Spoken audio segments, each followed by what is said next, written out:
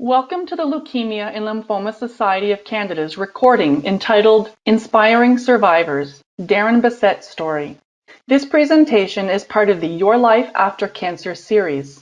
In this presentation, Darren Bessette from Ottawa, a two-time survivor of Non-Hodgkin's lymphoma, will share with us his experience with life after cancer. My name is Shanda White, and I'm the Ottawa Area Manager for the Leukemia and Lymphoma Society of Canada. This presentation will last approximately 20 minutes. At LLSC, we offer guidance and support to people affected by blood cancer every step of the way. On June 2nd, 2020, we announced the launch of our Your Life After Cancer program. We know that every cancer experience is unique, and each step has a deeply personal meaning. For one person, life after cancer can mean letting go of the things you cannot control. For another, it's about managing physical and cognitive effects or being present with their family. With time, survivors can find a new and more meaningful way of life, but may need support getting there.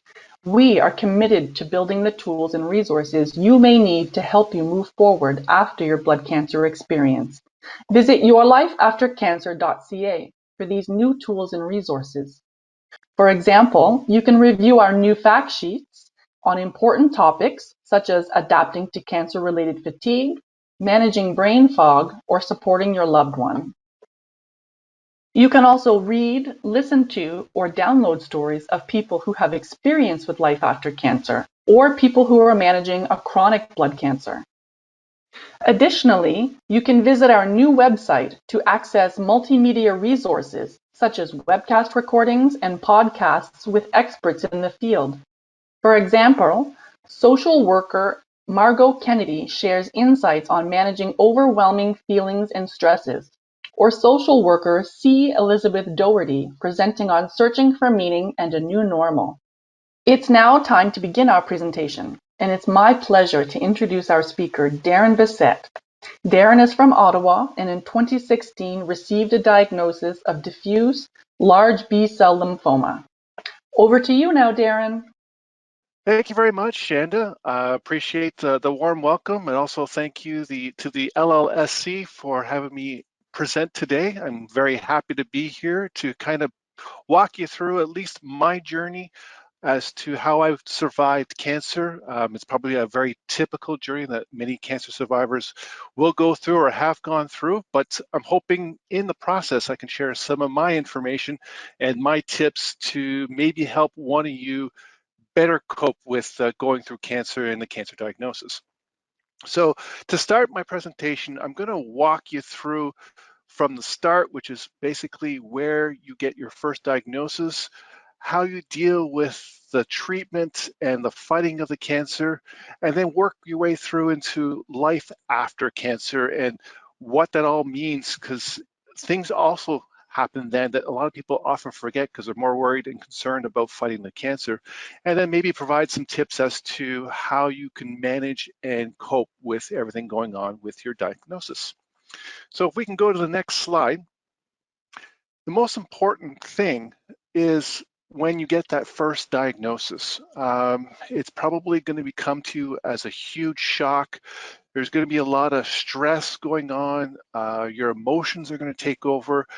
There's going to be so much information being thrown at you at this time, and you're probably not going to be in a state to really appreciate and absorb it. So first thing you need to do, and it's going to be the hardest thing you're going to do, is breathe. Take the time to relax and understand what is going on and absorb the information that's coming at you. There's going to be a lot coming from doctors and nurses, possibly even some friends and family will also pipe in to try to give you some help and support and information to deal with this cancer diagnosis. But it's very important for you to either have somebody with you to help absorb that information, or to try to take the time to really absorb it and ask questions, not just now, but continue to ask questions throughout the entire journey.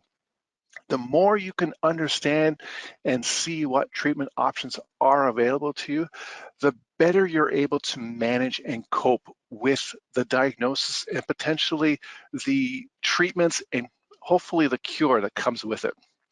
So do your research, ask questions, talk to doctors, confirm your bias, confirm your information with the experts, and prepare yourself for a long journey, because it's not going to be an easy one. Dealing with cancer has a lot of challenges associated with it. So you're going to be set up both at the beginning during your diagnosis and during the whole process with multiple appointments. Going to be a lot of doctor visits, going to be a lot of blood work, scans, tests. Not only that, the treatment itself will have a lot of procedures involved with it, whether it's biopsies or chemotherapy, radiation, pills. And then once you go through all that, there's the side effects of treating the disease. So the nausea, the diarrhea, the constipation, the lethargy. It's going to be a challenge, and you need to be aware that it's there, but it comes with the benefit that it's hopefully doing some good for you. So to keep that in mind, it's really not a death sentence. So the thing to keep in mind is that in many cases, the cancer you're dealing with now could have a cure, or at least be managed for a very extended period of time. It may not be completely cured, but it's probably survivable for years or even decades. So keep that in mind when you get that first diagnosis, that it's not the end of the world. It's going to be challenging. There's going to be a lot of hardship throughout, but the key to think of is that it's probably a cure is available. So talk with your doctors. Oftentimes there may be trials that could help you in specific situations, and now with a lot of the gene therapies, such as the one I had with the CAR T cell, it's opened up a lot new opportunities to find cures and mitigation of cancer that were not there before. So always keep an open mind and ask the questions to make sure that you're getting the best information and you're being given the best treatment possible for your particular situation. So if you're one of the lucky ones and you make it to the point of remission, then let's celebrate. However, this is probably going to be the most challenging part of the entire process. And it seems so ironic because you're in remission. You should be celebrating and being happy. However, this is the point where it seems that a lot of your support group starts going off into other directions. So your medical team that was helping you through the process, the doctors and the nurses and all that, have essentially, quote unquote, cured you. So therefore, now they're focused on the next patient that's coming through.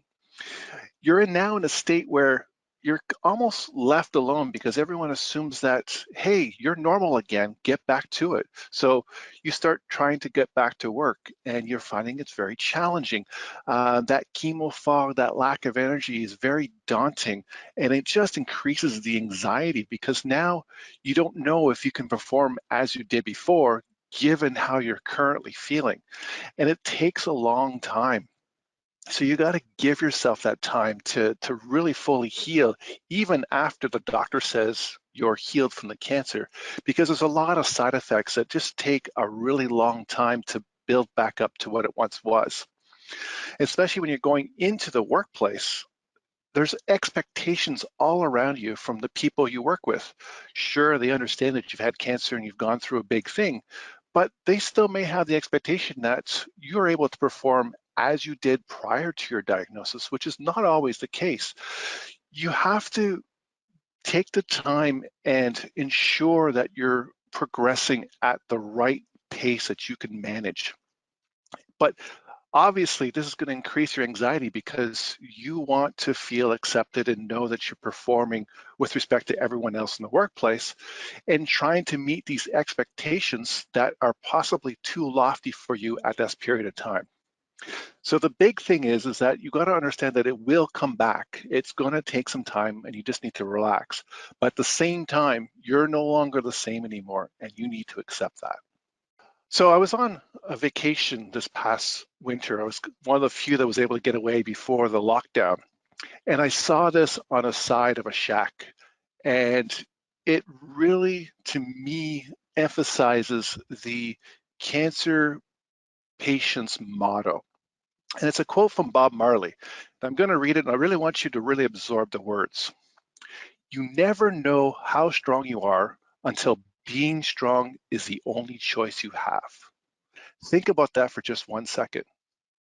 How many times have you been in a situation where you didn't think you could do it, but through trial and error, practice and knowledge and learning, you got to a point where you were able to do it and become better? That takes strength and perseverance.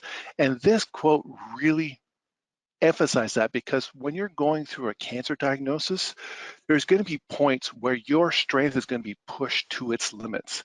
It's going to be a challenge just to get off the couch or out of bed every day to continue with this fight. And it's really important to understand that you may still have something left in the tank. You just don't realize it yet. And when I talk about strength, there's a lot of things people think about strength. I'm not talking about physical strength to be able to lift weights and move and fight.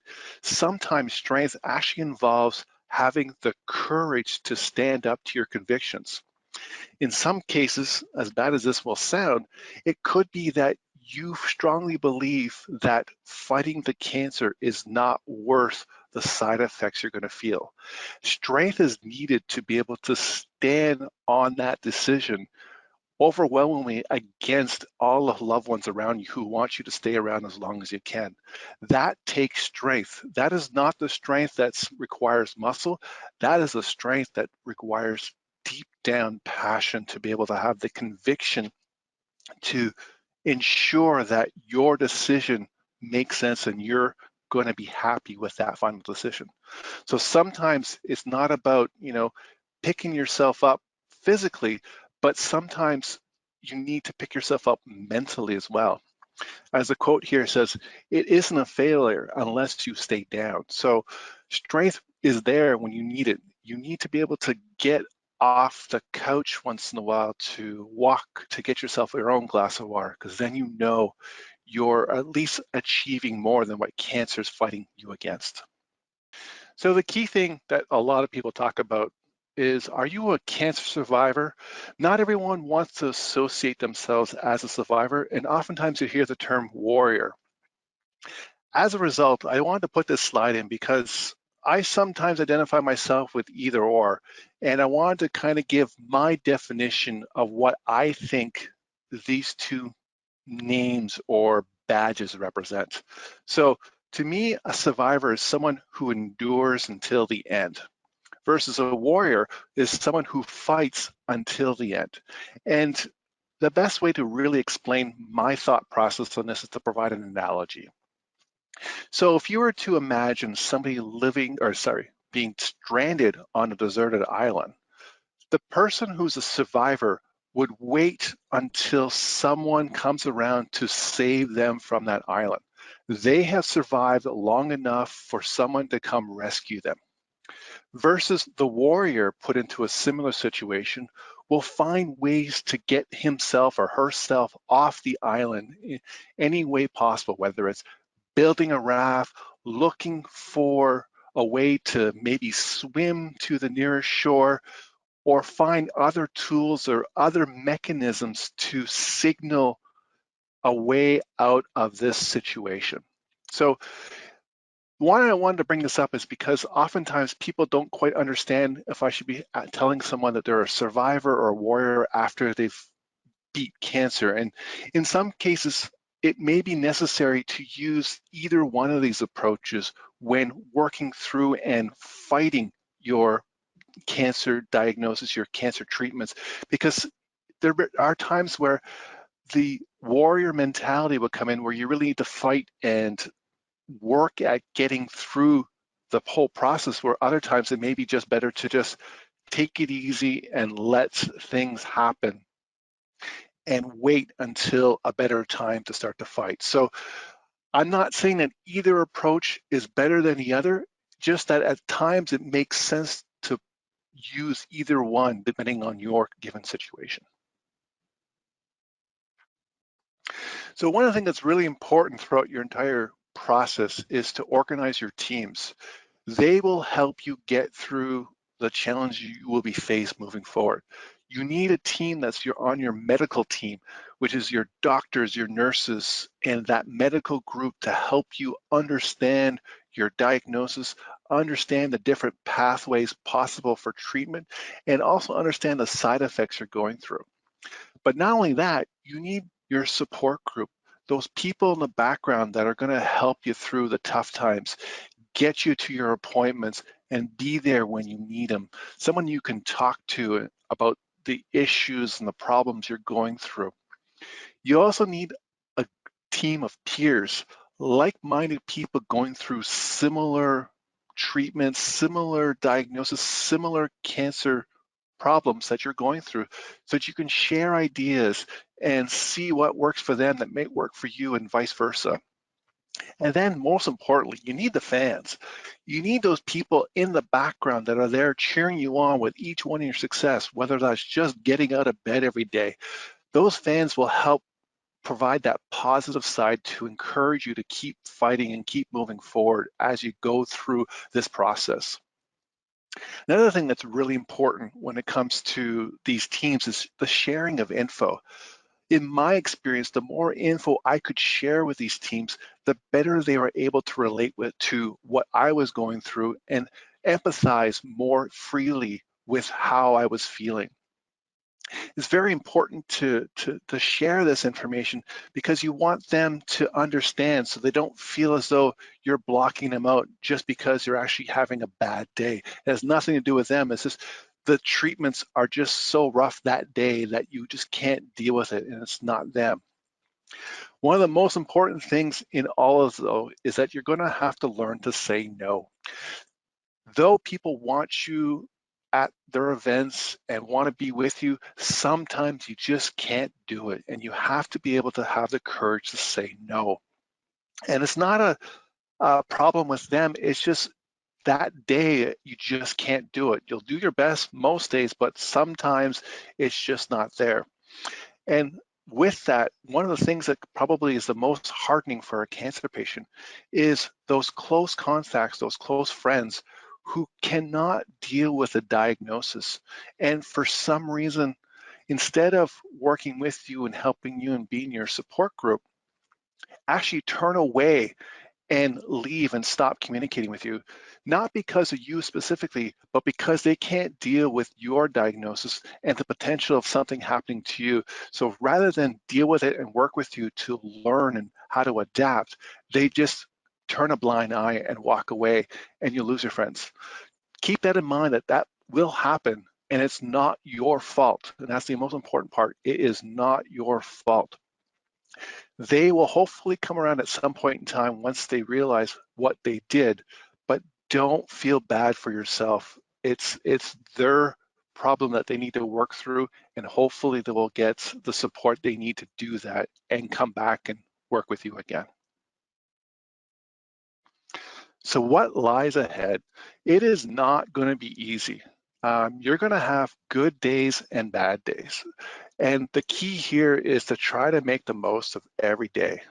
Hospitals suck, and I'm telling you that because I've been in a hospital way too often, but try to make the most of it. There are people around you that want to help you, and keep that in mind. I know you're having a bad day and they're there poking and prodding. They just want to do what's best for you, so don't take it out on them. Try to appreciate the process, as hard as this is and as dumb as it sounds. Try to find the good in the process and know that by doing this, you are getting better, and hopefully you'll keep that positive attitude throughout. Most importantly, that I have to emphasize is that during this entire path, you need to live. And what I mean by that is you gotta do what you can that makes you feel happy. Um, in my situation, what I did is I created a whole bunch of milestones and missions, no matter how small, to remind me that if I did this, cancer did not win. That could be as simple as getting out of bed and saying, I got out of bed, I got into pajamas, and I went downstairs to the couch to watch TV on the couch. That to me was a milestone because that means that cancer did not beat me. I was able to do that. So in other cases, it meant that I could maybe even do more, where I was able to go out, maybe if it was only for 5 minutes and visit with my friends. But that to me was a milestone, and that would represent that I was not letting cancer win. You need to figure out what your own milestones are and what your own missions are and fight those battles. You gotta keep the attitude that if I can do this little bit each day, each hour, each minute, cancer's not winning, and that's the most important fight of all. So what are the takeaways? The biggest thing I can emphasize is that it's not going to be easy. It is a long, hard process. And like in my case, it could come back a second time. Who knows? But the key thing is that you gotta set yourself up for the long haul. It's going to be tough. It's going to be draining. It's going to take a lot out of you. But in the end, you can survive, especially now that it's not a death sentence that it once was in the past. What you need, though, is to have the courage and conviction and the strength in order to push yourself through this process at every step of the way, no matter what you choose. It's your decision on how you fight, and you need the strength to be able to back that up and not let others convince you otherwise. But ultimately, though, you need to live.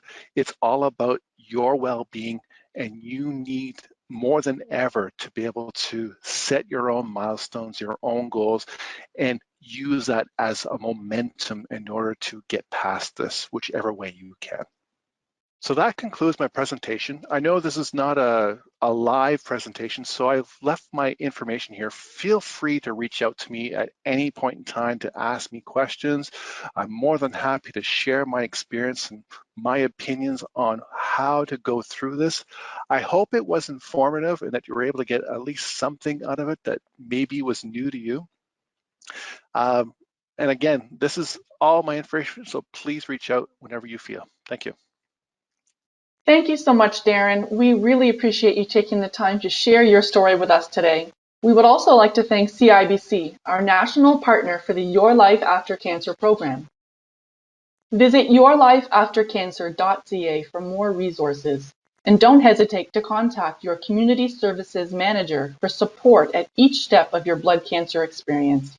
Thank you all for listening to our recording. Have a wonderful day and stay safe.